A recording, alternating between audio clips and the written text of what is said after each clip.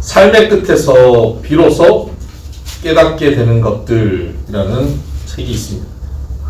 삶의 끝에서 비로소 깨닫게 되는 것들.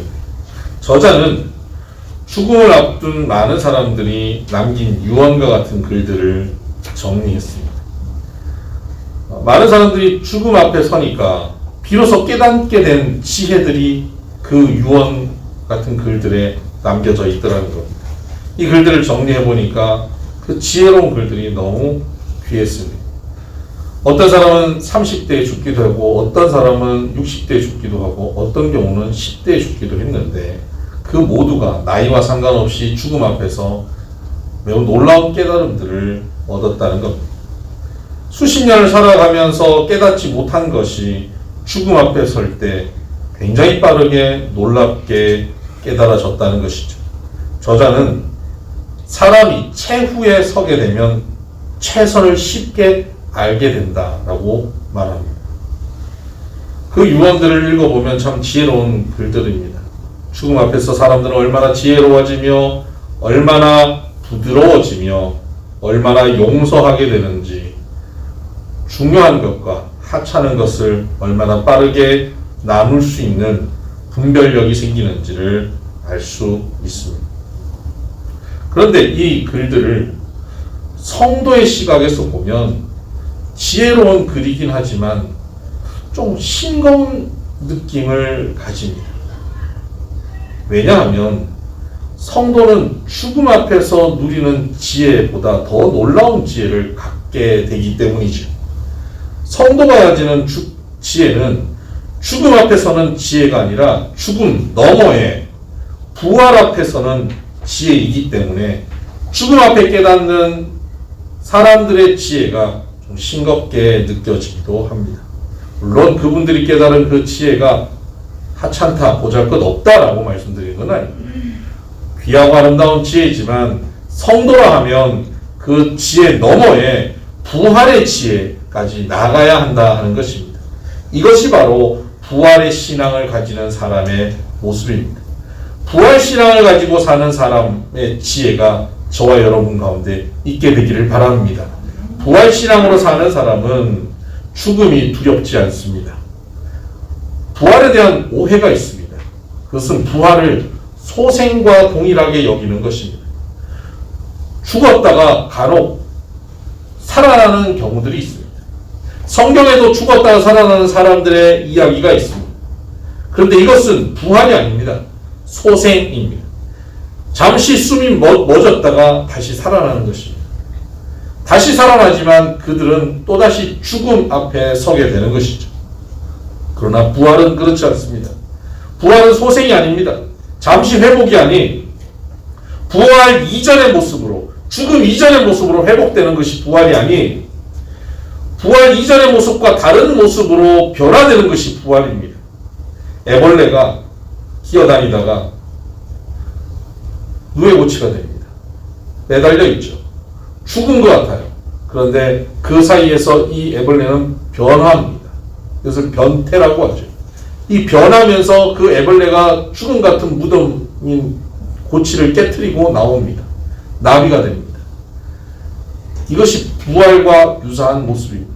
이전의 모습과는 전혀 다른 모습이 되는 것입니다.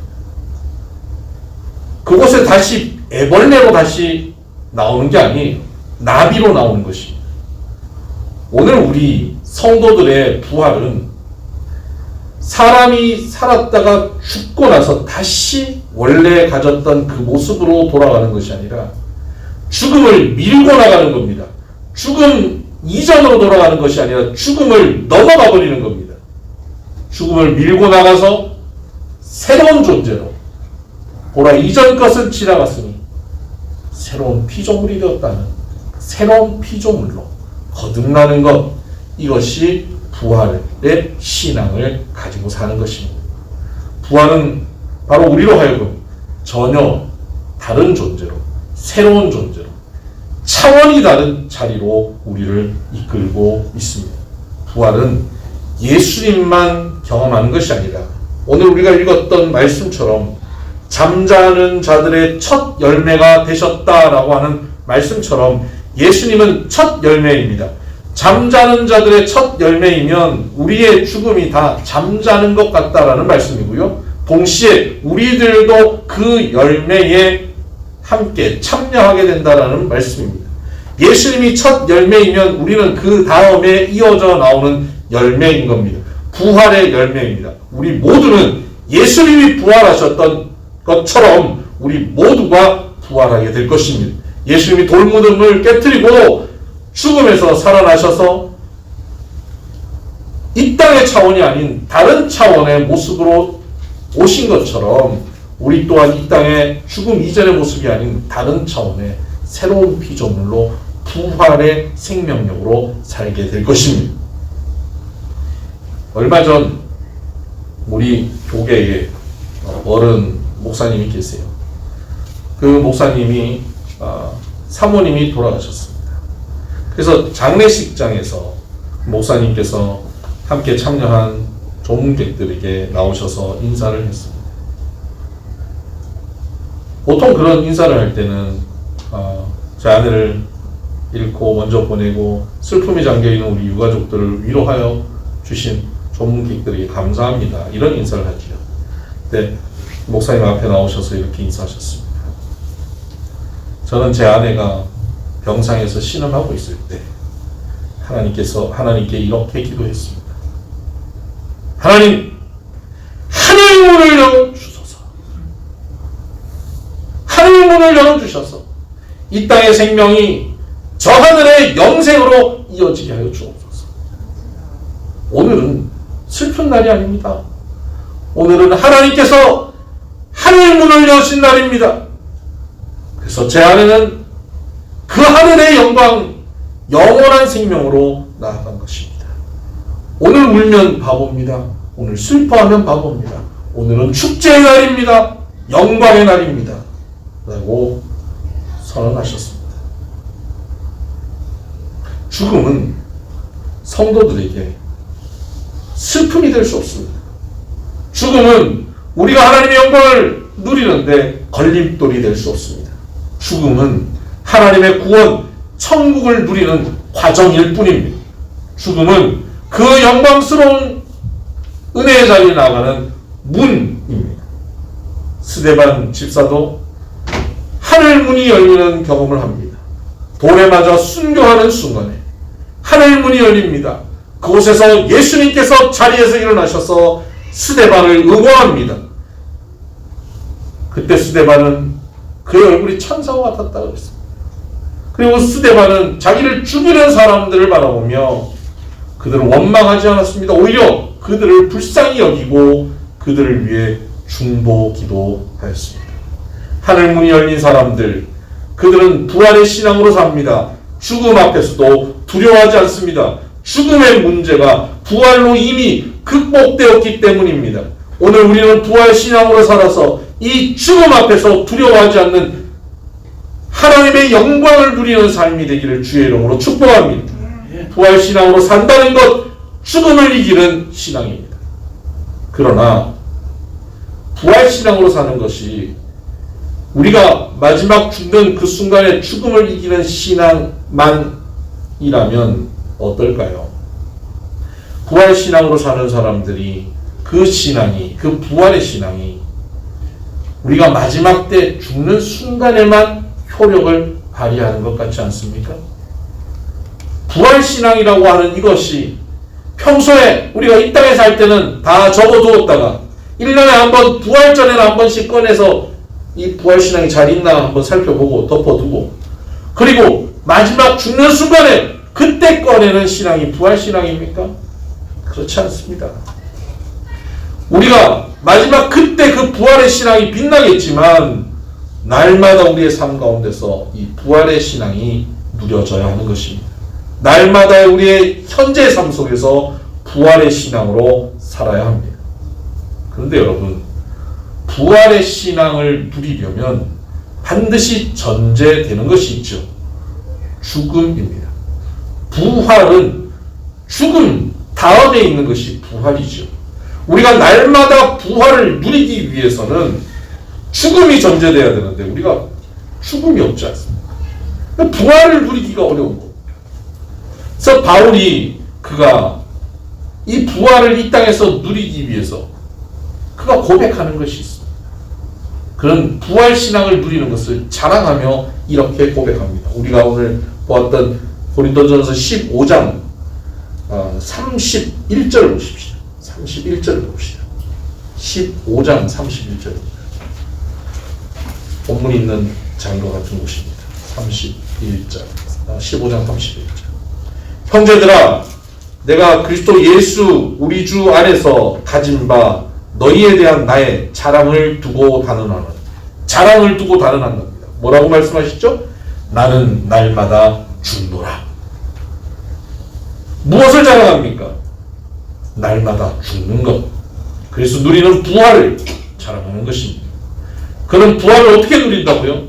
날마다 죽기 때문에 누리는 것입니다. 우리가 죽어야 부활이 누려집니다. 여러분, 부활신앙으로 오늘 살기 원합니까? 오늘 내 삶 가운데 예수님의 부활의 능력이 나타나기를 원합니까? 어떤 좌절도 우리를 좌절케 하지 못하고, 어떤 두려움도 우리를 두렵게 하지 못하고, 어떤 위협도 우리를 흔들지 못하는 부활신앙으로 살기 원하십니까? 오늘 이곳이 천국으로 영생을 누리는 삶을 살아가기 원하십니까? 그렇다면 오늘 내가 이곳에서 죽어야 합니다. 갈라디아서 2장 20절을 보십시다. 갈라디아서 2장 20절. 바울은 여기서 우리가 어떻게 죽고 사는지에 대해서 이렇게 말하고 있습니다. 내가 그리스도와 함께 십자가에 못 박혔나니 그런즉 이제는 내가 사는 것이 아니요 오직 내 안에 그리스도께서 사신 것이라. 이제 내가 육체 가운데 사는 것은 나를 사랑하사 나를 위하여 자기 자신을 버리신 하나님의 아들을 믿는 믿음 안에서 사는 것이라. 여러분, 나는 그리스도와 함께 십자가에 못 박혔다라고 고백합니다. 내가 날마다 죽는 방식, 그리스도와 함께 십자가에 못 박혀 죽는 것입니다. 십자가에 죽는 것이 내가 날마다 죽는 것입니다. 그냥 내가 잘못해서 끙끙 앓아 죽는 것이 날마다 죽는 것이 아니, 십자가의 죽음이 무엇입니까? 다 말리는데, 제자들도 말리고 사랑하는 사람들이 다 뜯어 말리고 많은 사람들이 그 길로 가지 말고 왕이 되어달라고 하는데, 내 마음에도 그 길로 가고 싶지 않는 마음이 있는데 내 뜻대로 마옵시고 아버지의 원대로 없소라고 간절히 기도하며 아버지의 뜻을 따라서 걸어간 길이 십자가의 길 아닙니까? 오늘 우리가 죽는 것은 이와 같아야 합니다. 오늘 나의 욕심, 나의 계획, 나의 기대대로 살아가는 것이 아닙니다. 하나님의 뜻이라면 그 앞에 나의 기대를 내려놓는 것입니다. 하나님의 말씀이라면 그 앞에서 내 의지와 내 욕심을 포기하는 것입니다. 내가 오랫동안 준비하고 이것은 절대 안 된다고 생각하는 것까지도 하나님께서 말씀하시는 것이라면 그 앞에 내려놓는 것입니다. 땀방울이 핏방울이 되도록 기도하는 겟세마네 동산 같은 기도의 자리에서 순종을 이루어내는 것입니다. 그 자리가 어떻습니까? 억울한 자리입니다. 섭섭한 자리입니다. 답답한 자리입니다. 자존심이 상하는 자리고 나의 유익이 버려지는 자리입니다. 그 자리에 나아가서 순종해야 하는 것이죠. 이것이 십자가에 못 박는 우리의 모습입니다. 날마다 어떻게 해야 됩니까? 십자가에 못 박아야 합니다. 나의 자아를 산산이 깨뜨려야 합니다. 나의 나됨을, 내가 붙잡고 있던 나의 모든 것, 교만함, 나의 자존심, 나의 자랑거리, 나의 간절한 소망조차도 하나님 앞에 내려놓는 것입니다. 십자가에 못 박는 것입니다. 그 순간 내 안에 부활의 생명력이 나타나게 됩니다. 나는 그리스도와 함께 십자가에 못 박혀 죽었고 이제는 내 안에 누가 사십니까? 예수 그리스도가 사시는 것입니다. 예수 그리스도가 사는 삶, 부활의 생명으로 사는 삶입니다. 이 부활의 신앙을 우리 삶 가운데 누리며 살게 되기를 바랍니다. 그렇게 되면 우리가 손대는 일, 우리가 꿈꾸는 일, 우리가 살아가는 삶의 자리가 이제 더 이상 이 세상의 가치관과 세상의 논리로 끌려가는 삶이 아니게 됩니다. 오직 하나님의 말씀으로 하나님의 인도하심으로 나타나는 삶이 됩니다. 이러한 삶을 주변에서 보면서 뭐라 그럽니까? 기적이 일어난다라고 말합니다. 어떻게 저런 일이 벌어지지? 저 사람에게는, 저 가정은 어떻게 저런 삶을 살게 되지? 라고 모두가 놀라게 됩니다. 왜 그렇습니까? 이 땅의 생명력이 아니기 때문에 그렇습니다. 영원한 생명력으로 살기 때문에 그렇습니다. 하늘에 속한 삶을 살기 때문에 세상이 입을 벌리고 놀라게 됩니다. 마치 이삭이 우물 분쟁에서 세속의 논리로 가지고 따지고 이겨먹은 것이 아니라 져주고 죽어줬기 때문에 가는 곳마다 하나님의 생명력, 부활의 생명력이 그에게 나타났고, 그것을 본 블레셋의 왕이 이삭을 보며 두려워합니다. 입을 벌려서 너와 여호와께서 함께 하심을 내가 분명히 보아 알았다고 선언합니다. 오늘 우리의 삶 가운데 이 부활의 생명력이 나타나고 있습니까? 우리 주변의 불신자들이, 믿지 않는 이들이 우리의 삶을 보며 당신의 삶을 보니 예수님과 당신이 함께 한다는 것을 내가 알겠노라고. 신앙생활하는 게 뭔지, 당신처럼 신앙생활하면 나도 교회를 다니고 싶은 마음이 든다고 말을 할 수 있는 그런 삶이 우리의 삶이 되어야 합니다. 이것이 바로 부활의 생명을 가지고 사는, 부활의 신앙을 가진 성도의 모습입니다. 여러분, 이 부활 신앙을 우리가 가지고 살아야 하는데, 그렇다면 부활의 주님을 만나야 되지 않겠습니까? 최초에 예수님 부활하셨을 때 여인들처럼 무덤에 가서 부활하신 예수님을 보거나, 제자들처럼 부활하신 주님이 그들 가운데 나타나거나, 아니면 도마처럼 예수님의 손을 만져보기라도 한다면 우리는 부활의 주님을 만나고 의심 없이 살아갈 텐데, 우리는 그 부활의 주님을 만나지도 못하고 보지도 못하고 만져보지도 못하는 상황에 놓여 있습니다. 그래서 우리는 어떻게 부활의 주님을 만날 수 있을까요? 저는 부활에 대한 성경에 있는 많은 이야기 중에 가장 좋아하는 이야기는 엠마오 제자의 이야기입니다. 예수님께서는 엠마오로 실망하고 좌절하고 돌아가는 제자들을 만나셨습니다. 그들은 그들의 눈이 가려워져서 그들과 함께 동행하는 이가 예수님인지 알지 못합니다. 그때 예수님께서는 선지자의 글, 구약의 말씀들을 가지고 그들에게 메시아에 대해서 풀어 설명하고 있습니다. 그들은 나중에 그 과정에 그들의 마음이 뜨거워졌다고 고백합니다. 메시아에 대한 증언을 들을 때 마음이 뜨거워집니다. 그리고 예수님께서 그들과 함께 떡을 떼는 순간 그들의 눈이 밝아져서 부활의 주님을 만나게 되는 겁니다. 그리고 그들은 다시 돌아가 예루살렘에서 부활의 증인으로 살게 되지요. 오늘 우리 마찬가지입니다. 우리가 부활의 주님을 육안으로 보지 못하여도 말씀을 통하여 부활의 주님을 만날 수 있습니다. 엠마오의 제자들에게 주님은 손을 보여주지 않았습니다. 나를 똑바로 봐라 라고 하지 않았습니다. 말씀을 나눠줄 때 그들의 영의 눈이 열려 부활의 주님을 만나게 되는 것입니다. 오늘 부활의 주님께서 우리를 만나기 원하십니다. 매일 아침 주님은 우리를 만나기를 원하십니다. 말씀을 들어야 합니다. 말씀을 가까이 해야 합니다. 말씀을 가까이 할 때 부활의 주님을 우리는 만나게 될 것이고, 그분과 교제의 자리에서 우리는 영의 눈이 열립니다. 그분이 떡을 떼어 주면서 영의 눈이 열렸습니다. 오늘 우리는 바로 그 성찬에 참여합니다. 주님께서는 떡을 떼면서 말씀하셨습니다. 이것은 너희를 위해 찢기는 내 몸이다. 내 살이다. 받아 먹으라고 말씀하십니다.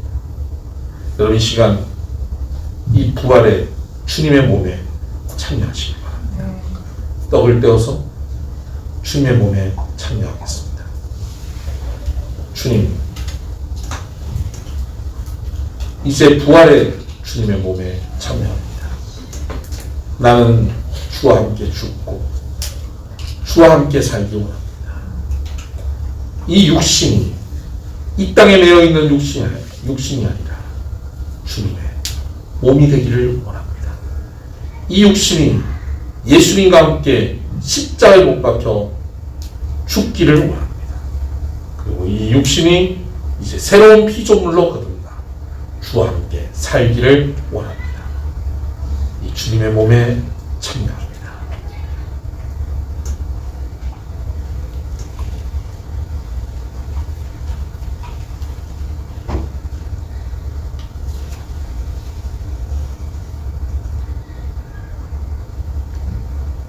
이제 주님께서 떡을 뗀 후에 잔을 드셨습니다. 그리고 제자들에게 말씀하십니다. 이 피는 너희를 위해 흘리는 언약의 피라고 말씀하셨습니다. 새 언약의 피입니다. 새 언약은 이것이라고 말씀하셨습니다. 서로 사랑하라. 여러분, 서로 사랑하는 것이 내가 죽지 않으면 사랑할 수 없습니다. 내 취향에 맞게, 내 스타일에 맞게 내가 이해되는 사람들만 사랑하는 것은 서로 사랑함이 아닙니다. 도저히 사랑할 수 없는 사람, 원수도 사랑하는 것, 도저히 용납할 수 없고 이해할 수 없는 사람을 사랑하는 것, 고개를 절레절레 흔들면서 저 사람은 내가 도저히 용납할 수 없다 하는 사람을 용납하고 품어주는 것이 서로 사랑함입니다. 바로 그 자리에 갈 수가 있을까요? 그 사랑의 삶을 살 수 있을까요? 우리는 살 수가 없습니다. 죄의 피가 흐르는 우리는 조금만 이해되지 않아도 정죄하고 판단합니다. 이제 주님의 피에 참여합니다. 주님의 보혈이 우리를 적실 것이고 주님의 보혈이 우리의 심장을 통해서 우리의 몸 구석구석으로 흐를 것입니다. 주의 생명이, 부활의 생명이 우리에게 흐를 것입니다. 우리에 있는 모든 죄의 더러운 것이 씻겨나갈 것입니다. 우리를 붙잡는 모든 세속적 가치관과 욕심들이 사라질 것입니다. 우리를 붙잡고 있는 어둠의 권세들, 질병의 권세들, 절망과 좌절의 모습들이 이 보혈의 능력 앞에 사라지게 될 것입니다. 그리고 우리는 비로소 부활의 영광 누리게 될 것입니다. 이 부활의 생명의 보혈에 함께 참여하십시다.